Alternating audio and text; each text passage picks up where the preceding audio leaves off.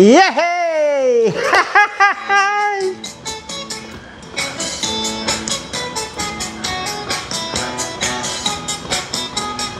Ayan po, sabayin niyo ako.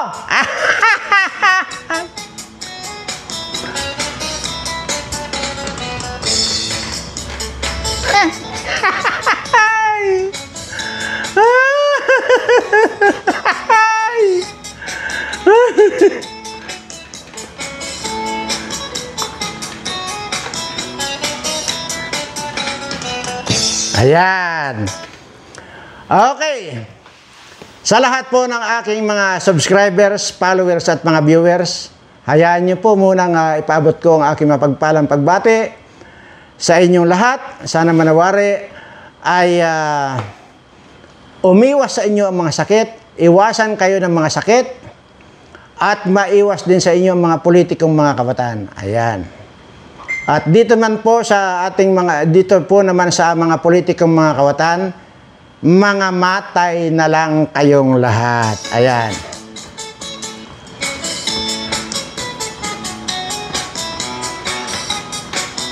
Yay!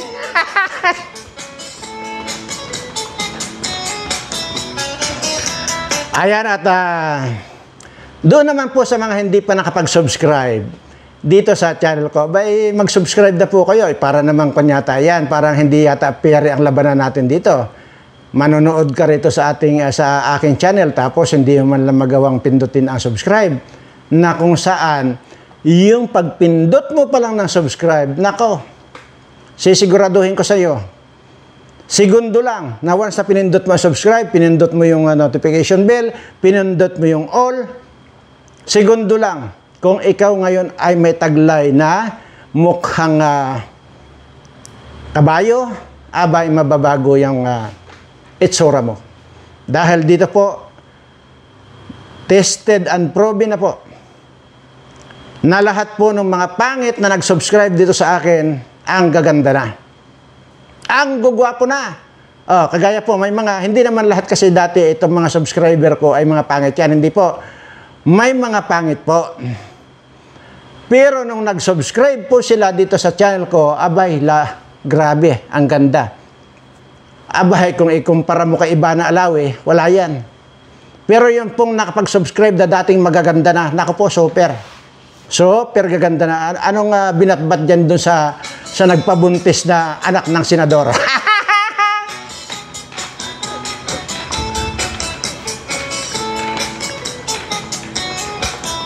Ayan. So, ngayon po ay, nako, exciting po itong ating tatalakayin dahil bastusan na yung mga nangyayari dyan sa Senado. Hindi lamang po bastusan. Diyan din sa Malacanang, ay talagang matutuloy yata yung sinasabi ko rito na magsasapakan itong mga ito. Pero at dito naman po sa mga ibang mga politiko, gusto ko po munang i-greet sila or batiin sila ng happy birthday. In advance po i-advance na po natin. Kasi baka mamaya hindi na po sila abutin ng kanilang birthday, kaya ngayon pa lang ay advance na po natin yung ating pagbibigay ng greetings sa kanila. Para po sa ganun ay at least mamatay man sila ngayon, inabati na po natin ng happy birthday yung mga, marami po kasing mga marami po mamatay yung mga kawatan. Tingnan nyo. Kaya advance happy birthday sa inyo. Ito muna ang ating ipi-play sa inyo, para sa ganun ay bago kayo tuluyang lagutan ng hininga, ay ito muna ang inyong namnamin. Para sa nagdiriwang ng kanilang karawan, happy birthday, ang bati ko, ang bati namin sa iyo, nawa ay lumigaya ka. Gago!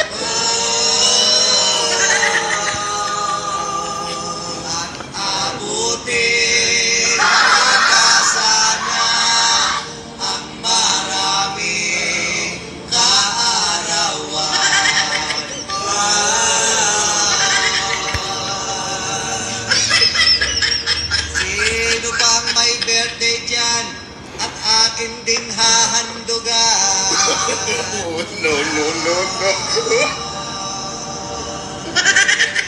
Happy birthday sa'yo, Berto. Ang bati namin sa iyo. Nawa ay lumigaya ka.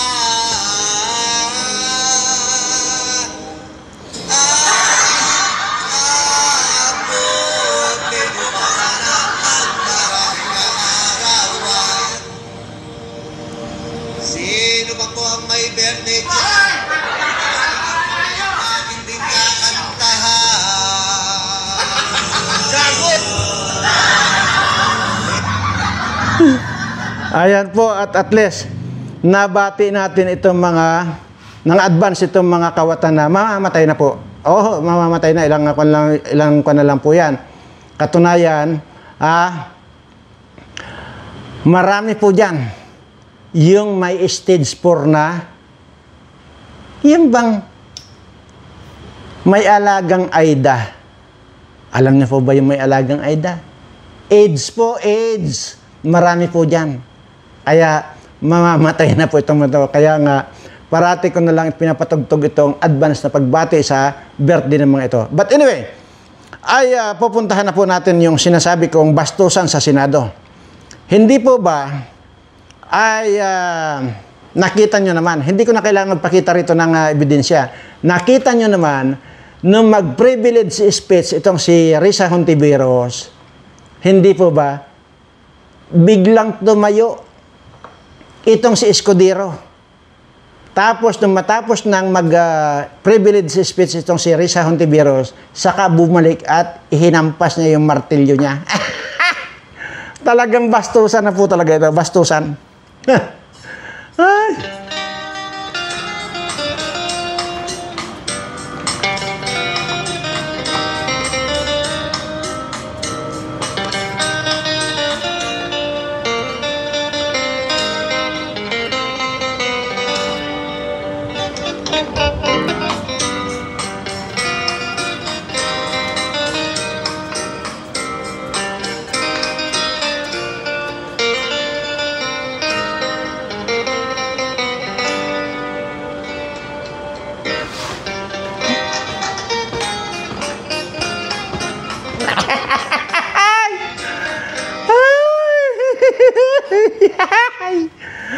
Grabe, no?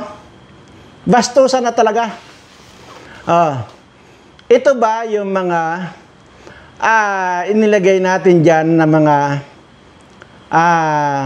representative natin? Puro mga bastos po yan eh. Hindi, wag na nating paghanapan pa yung isa. Ay, buryong po yan kasi yung isa dyan dahil nga iniputan nga kasi sa bunbunan. Iniputan!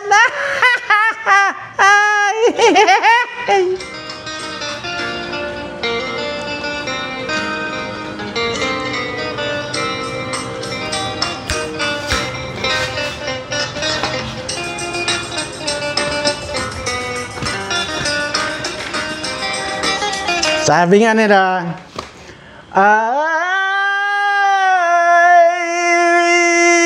ay, ano ba yan?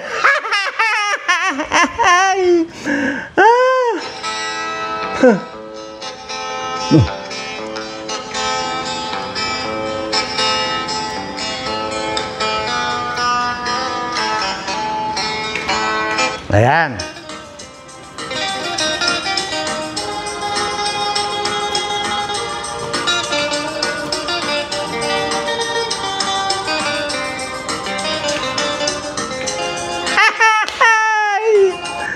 Ay, iniputan sa bonbonan, ay, pobre ka man barang, itilang nabilin sa imong pugaran. Ay, bisan mag-in-despair, ang bilog mong lawas, hurot ko ng himas.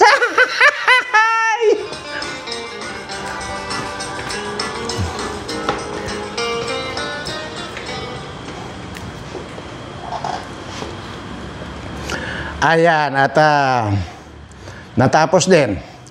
So, yun po ang ating tatalakayin ngayon. Yun po bang bastusan na sinasabi ko ay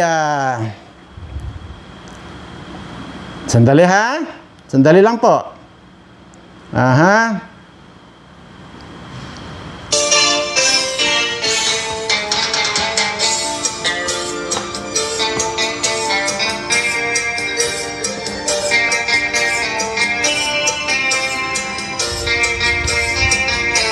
Ayan. So yun po, ulitin ko lang po. Nakita nyo naman siguro sa telebisyon na nilayasan, tinalikuran ni Chis Escudero itong si Risa Hontiveros bastusan. Pero hindi po yan yung hindi po yan yung climax nitong ating i-discuss ngayon. Kasi ito po yan sobrang ito talagang sobrang napakasakit sa dibdib nito. Grabe. Masakit sa dibdib. Ha? Kasi, ito palang ngayon natin na pag-alaman, ni isa pala, wala nang natirang alyansa ni BBM. Lahat naglayasan na. Imaginin mo yan. Napakawalang utang na loob itong mga kaalyansa na ito. Unang-una talagang umalis yan, di ba? Si Camille Villar. At saka itong kapatid niya si Amy Marcos. Sumunod, hindi man umalis, pero nung time ng eleksyon, hindi pa umalis yan. Pero nung pagkatapos ng eleksyon, di ba itong si Soto at saka itong si Lacson, umalis na rin. Wala na po ngayon, wala na pong natira. At ang itong si Lito Lapid na dyan talaga, di ba, nung birthday, yung party nila para doon sa kanilang pagkatapos ng eleksyon, di ba, ang umattend lang si Lito Lapid, ang umattend doon sa party na yon, celebration. Naku po, ngayon po ay wala na rin. Ayaw na rin niya dito kay Bongbong. So ano pong mangyayari dito ngayon? Wawa naman, Tito Bongbong ko. Ba't na naman Ba't na naman ginawa yan? Napakawalang utang na loob ninyo. Napakawalang konsensya ninyo.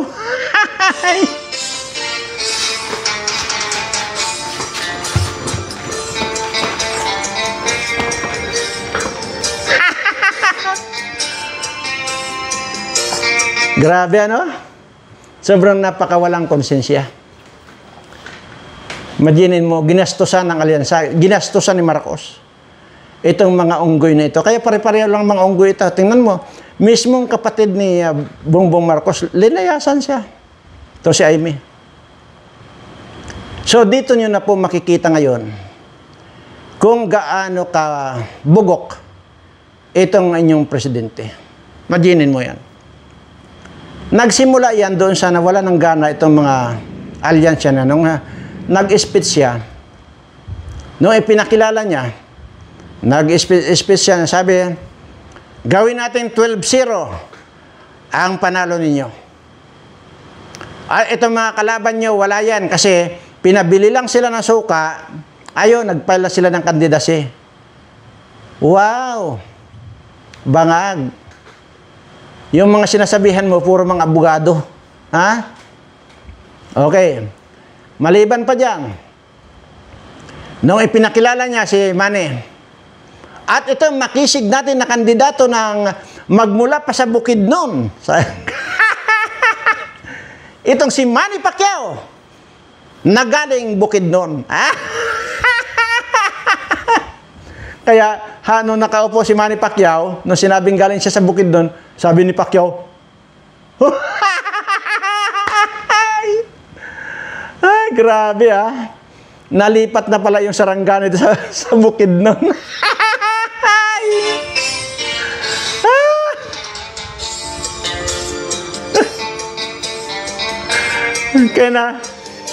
Kaya napamulaga si Manny Pacquiao nung pinakilala siya ng taga Bukidnon Grabe. Wala talaga lutang. At akala nyo yun lang? Yung ibabalita ko sa inyo, yung nilayasan na siya ng kanyang alyansa, at saka yung nabastusan sa Senado, hindi po yun.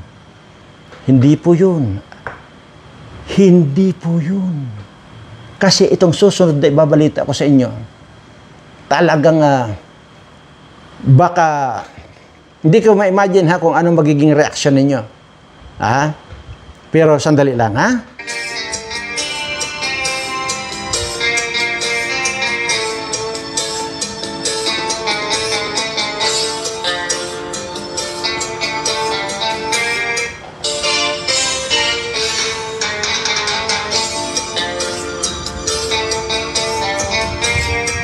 Ayan. Ito na po. Hindi po at ito sikreto. At hindi ko rin po sabihin na atin-atin lang ito. Ha? Ito po yung sinasabi kong napakasakit sa dibdib. Kung masakit sa dibdib, yung paglayasan ng mga alyansa nitong si Marcos, ito po ang pinaka mas masakit. Alam nyo ba mga kaibigan? Itong si Tikbalang ay lumayas na rin sa kanya. Grabe!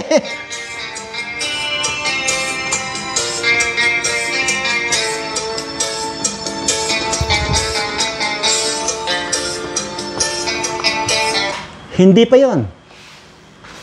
Hindi lamang siya basta lumayas kay BBM. Ano pa, Mr. Mirana? Dahil itong si Tikbalang mismo ang nag-oorganisa ngayon diyan sa Kongreso. Iniipunan niya, inoorganisa niya yung mga kasangga niya diyan sa Kongreso. Na ano, Mr. Barana? Sabihin mo na! Na ipa-impeach nila itong si BBM. Naku, grabe, sakit nun. Ay, grabe. Sobrang sakit nun.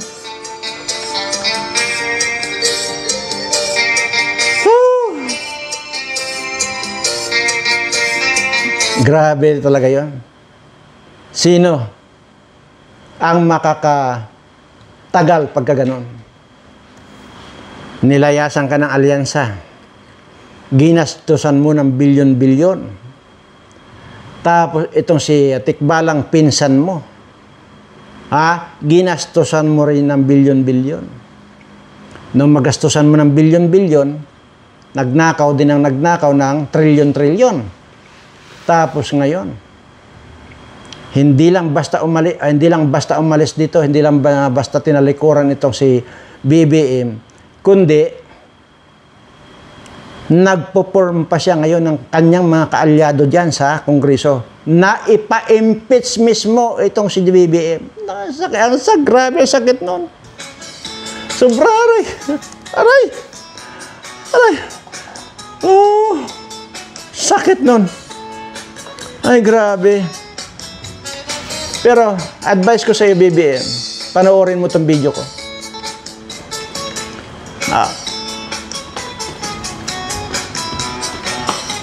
Panoorin mo para maibsan yung iyong sama ng loob.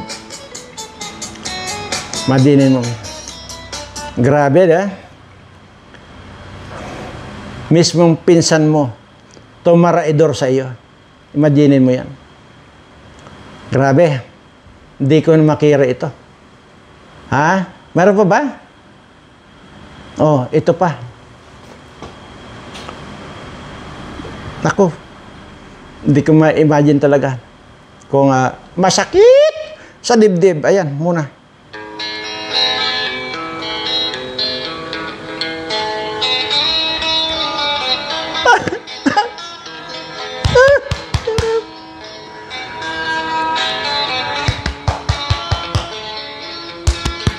Masakit sa dibdib.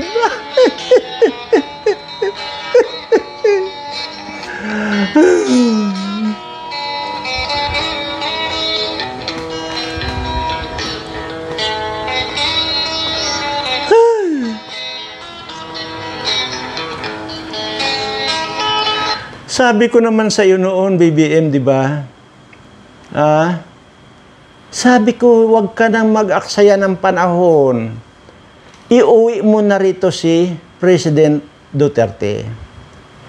Dahil doon, pag inaiuwi mo yan dito, ay may posibilidad pa na magkaroon pa ng reconciliation.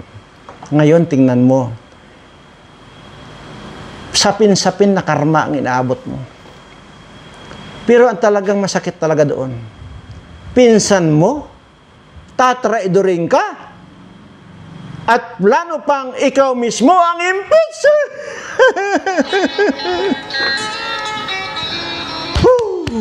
Sakit sa dibdib.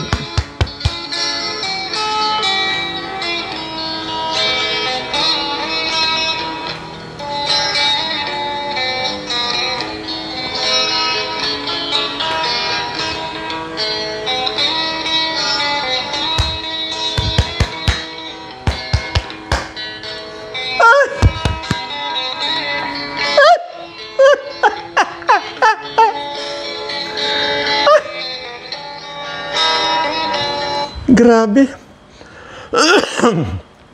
Grabe itong mga ginagawa sa iyo ng mga kaalyansa mo.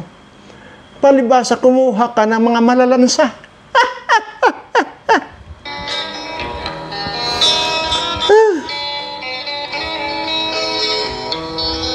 Tingnan mo si Tolentino, pinagkagastusan mo. Ilang bilyon yung ginastos niya sa kanyang campaign fund? Bilyon. Tapos ngayon bigla ka na lang tinalikuran. Pero sabi ko nga po, wala pong mas masakit dito sa pinsan mo mismo. Itong tikbalang na pinsan mo mismo ang tumaraidor sa iyo. Hindi ko ma-imagine yun. Grabe. Talagang, ewan ko, ilawakan ko ngayon puso ko kung ano na ba. Kung parang nagdurugo. Ayan.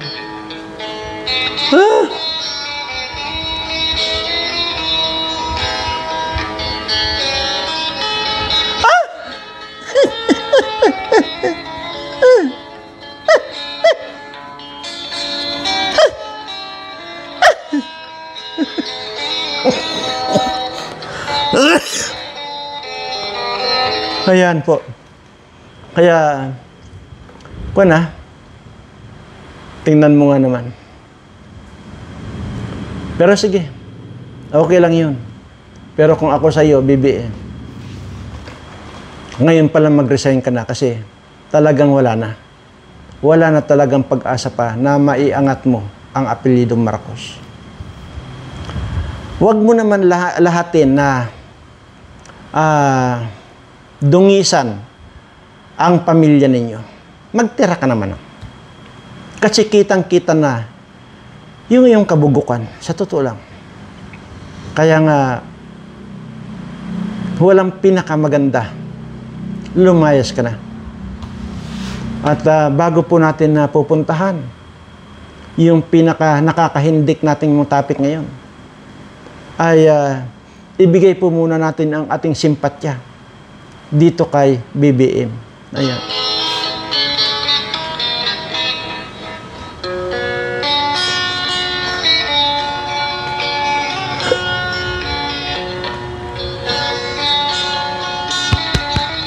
Masakit sa dibdib. Hi guys. Grabe. Ano kung mag-a-agree kayo?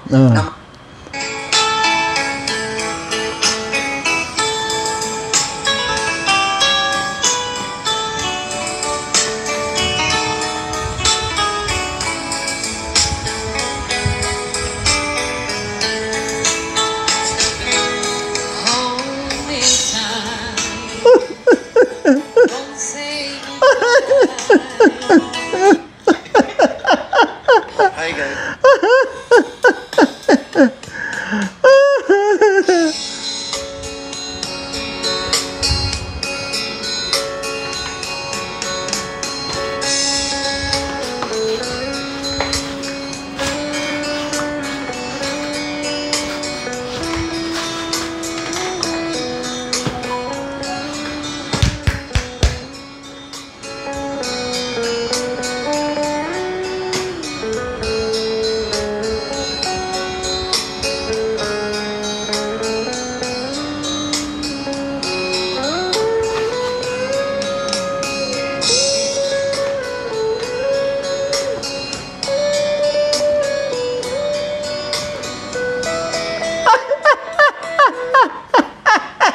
Ay, grabe. Anyway, mga kaibigan, tapusin na po natin yan at maging ako hinihingal na. Ay, okay. Ito na po. Yung isa pa, nakahindik-hindik na balita ngayon.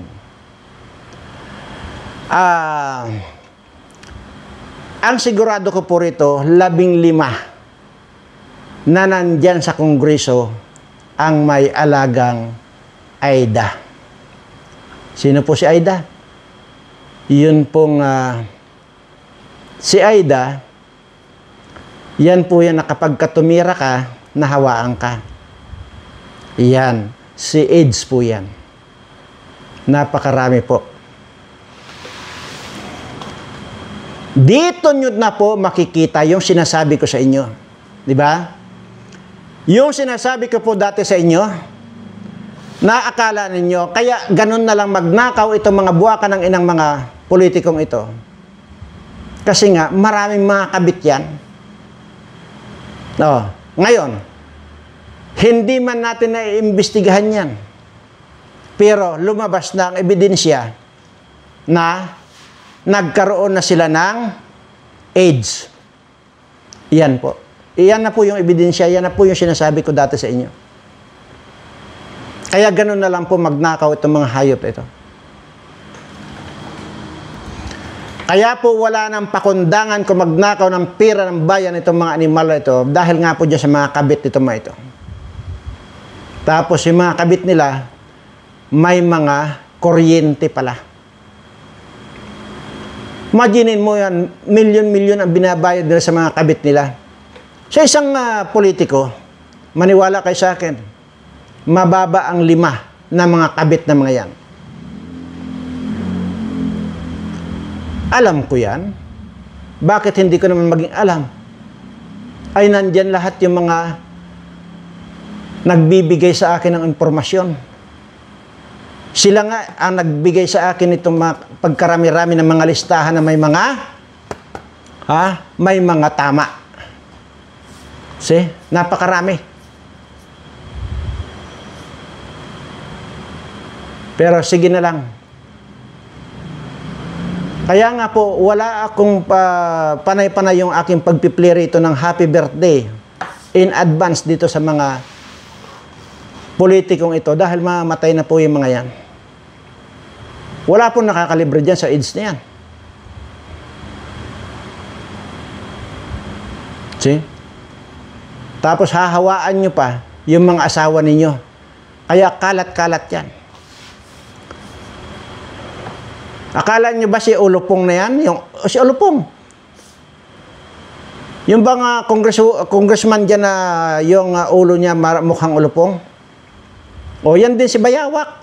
Ang haba-haba ng dila na yan. Mayroon 3 kabit yan. Oh. At isa yan, doon sa nakalista, na mayroong tama. See? Tama lang sa inyo. Yan yung karma sa inyo.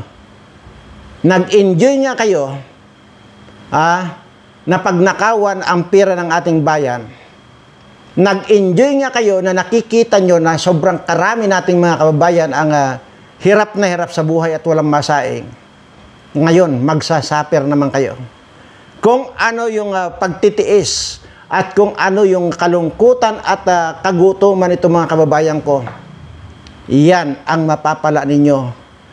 Dahil diyan sisiguraduhin ko sa inyo na habang hindi kayo nalalagutan ng hininga, mararamdaman ninyo ang hagupit ng ating Panginoon. Hindi mo katanda-tanda na yan, siya Bayawak. Pero may 3 kabit at ngayon ay positive. See? Dami nito. Madinin mo itong karami.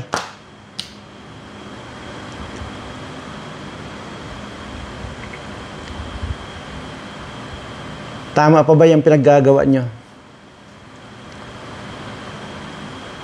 Mangabit kayo, magnakaw kayo ng magnakaw. Pinapayaman ninyo yung mga kabit ninyo na may mga AIDS. Ayun na, kahawa-hawa na kayo.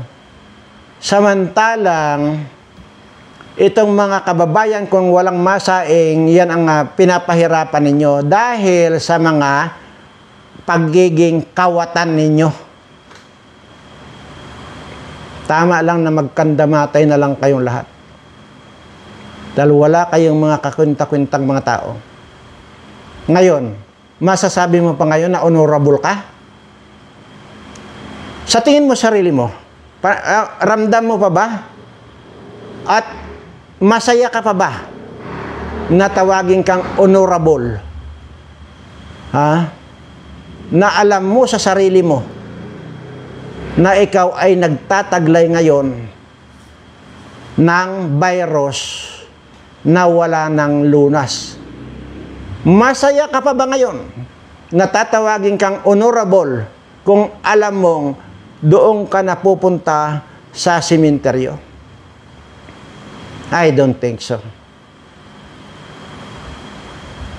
Sa sobrang pagpapakasarap ninyo, pagpapakasaya ninyo, naging masaya kayo na nangulimbat ng pera ng bayan. Naging masaya kayo na magkaroon ng mga kabit na pagkarami-rami. Ano ngayon ang napala ninyo? Ngayon magsisisi kayo. Ngayon magsisimba na kayo. Ito pong mga tinutukoy ko mga kaibigan ay mga politiko ito. Dating hindi nagsisimba, ngayon nagsisimba na. Humihingi ng kapatawaran. Hindi maling-mali ang ginagawa ninyo. Alam nyo kung bakit? Unang-una, magsisimba ka, tapos ang pare na magmimisa sa iyo, yung laging kasama ni Dilima na 15 years na adik na pare. Di ba? Nasa television. Kita nyo, nandun na. Kasama ni Dilima, yan ay pare. Pare pa ba yan? Opo, hanggang ngayon po nagmimisa yan. Pero kayong mga Katoliko, kaya ninyong sikmurain na nandoon kayo, pupunta kayo sa simbahan ang magmimisa sa inyo, yung 15 years naging adik. Kaya ninyo? Ngayon, dito na ngayon ang puntahan nitong may mga tama. May mga virus sa mga oten. Pupunta sila dyan, mangungumpisal sila, di pinagtatawanan lang sila. Magdasal kayo ng sarili ninyo at alam nyo kung anong ipagdasal ninyo. Lord, patawarin mo ako. Dahil pinagnakawan ko ang mga kababayan ko na dapat sana ay hindi sila naghihirap ngayon, na sana ngayon ay hindi mga gutom itong mga kababayan ko. Pero ang ginawa ko, Lord, ninakaw ko ang kaban ng bayan para lang may pantustos ako dito sa mga kabit kong may mga tama. May mga AIDS. Ngayon, Lord, nandito na sa akin ang virus. Alam mo, sasagutin ka lang ni Lord. Na ganyan lang. Pero si Satanas ay mag-iipal yan. Sasabat yan. Ang sasabihin sa iyo, sige pa. Sige pa. Nakaw pa. Mangbabae ka pa. Para sa ganon ay mapaiksi lalo yung buhay mo. Yan yun. Sa mga ginagawa ninyo sa mga kababayan ko, grabe. Kung gaano kagutom itong mga ito. Nagsasalita ba ako rito na wala akong basihan? Hindi po. Pwede po kayong sumama. Tina-challenge ko po kayong lahat. na isasama ko kayo, itutor ko kayo dito sa lahat ng mga iniikutan ko, iniikutan ng team ko, na regular naming tinutulungan itong mga ito. Sasamahan ko kayo. Para makita ninyo na ito na lagi yung dinadaldal ko na napakarami nating mga kababayan ang nagugutuman dahil sa pagnanakaw ninyo sa pera ng bayan. Kaya dapat lang kayong isumpa. Dapat lang na tumagos sa inyo yang sumpa ng Panginoon. Natablan kayo ng ganyang mga virus. Dapat lang.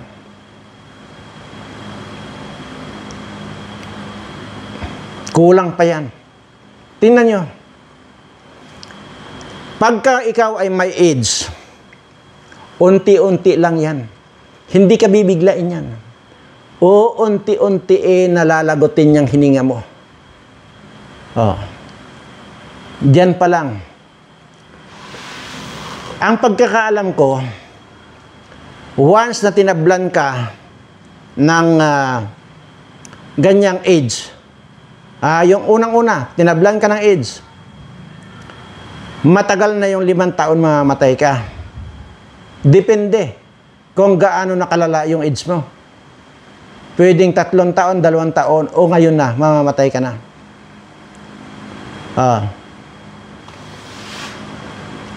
Tama lang yan sa inyo. Ito, ito, mas mga listahan ko na ito. Ito yung mga taong mga gahaman. Tama lang. Kung mayroon man akong dapat na isalba rito, tinitingnan ko itong listahan na ito eh. Baka kako ay ang naging kasalanan lang nito ay nangabit lang at hindi nagnakaw sa taong bayan.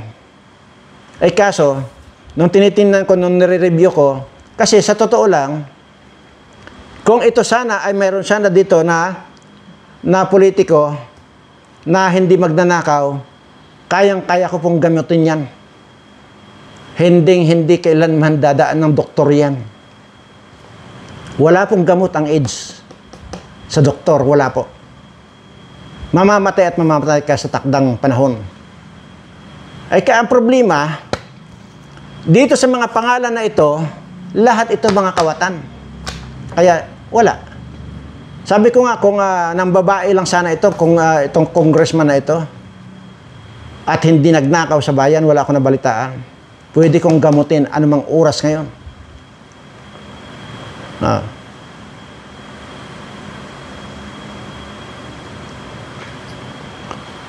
Ilan yung ilan yung may mga ganyang kaso na mga natulungan natin? Kasi hindi naman kasalanan yung pagkakaroon ng ng AIDS. Kasi may mga kanya-kanyang yan. Dahilan kung bakit ka nagkaroon ng AIDS. May mga kanya-kanyang dahilan yan. Pwede nga na ikaw ay talamak, na ikaw ay tirador ng mga bilat or mga bakla. Yan. Napakarami ko pong tinulungan at hanggang ngayon pwede kong iharap sa inyo.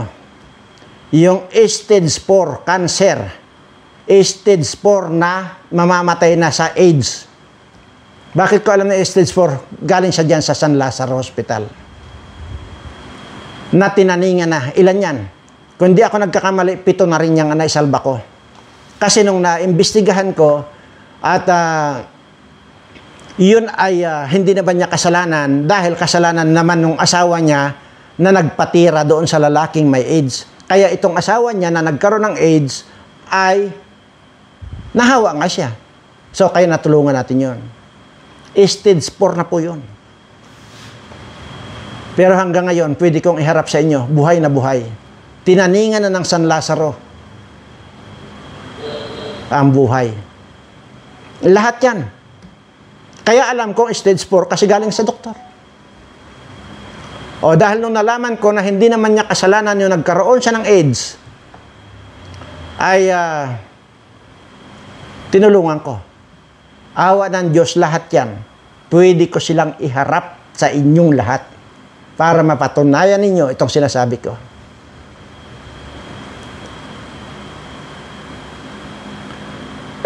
hindi kayang gamutin ng doktor yan. Ha? Ang sinasabi ng doktor ngayon, mayroon kang ititake na gamot na para hindi na lang lumala at pwedeng maminos lang yung bakterya na nandiyan sa dugo mo. Hanggang doon lang, pero nandoon pa rin yung virus na yan. At nandoon pa rin yung mamamatay ka pa rin.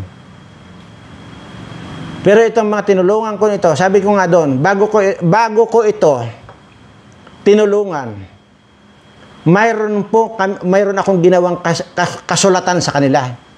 Kung sakalit kailanganin ko kayo na humarap or dumisplay na umamin na kayo ay may AIDS at ako nagpagaling, ay hindi kayo tatanggi doon sa aking kagustuhan. May pinirmahan silang kasulatan sa akin na anumang oras pwede ko silang ilantad para makilala ninyo.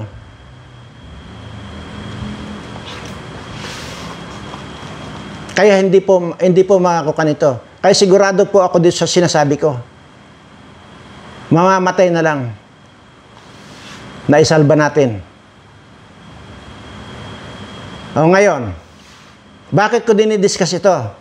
Para kung halimbawa po pupunta itong mga politikong ito na para magpagamot sa akin, halimbawa,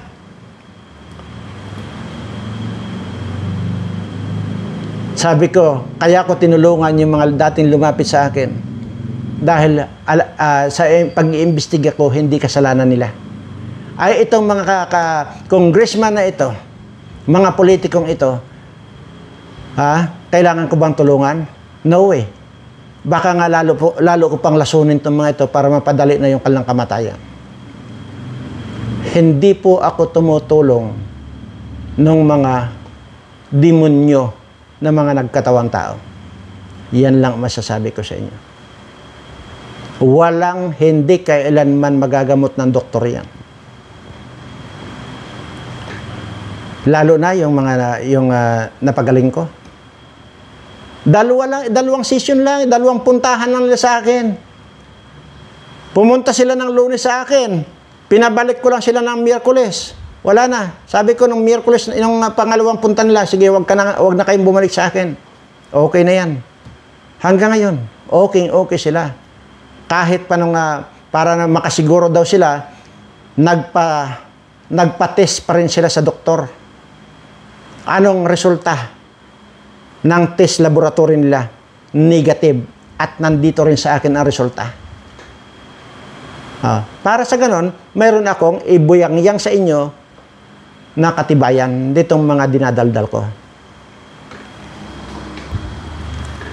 Kaya yun po sinasabi ko sa inyo na ito naman po mga video ko ay walang kakwenta-kwenta yan. Pero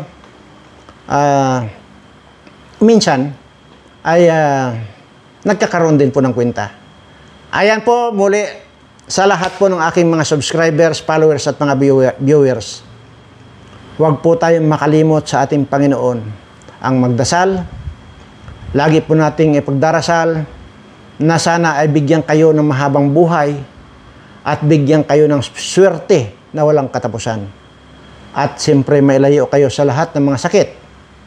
At doon naman po sa mga hindi ko pa subscriber na nakakapanood itong video ko, ay huwag na po kayo magdalawang isip na pindutin ang subscribe. Maraming salamat po at mahal na mahal ko po kayong lahat.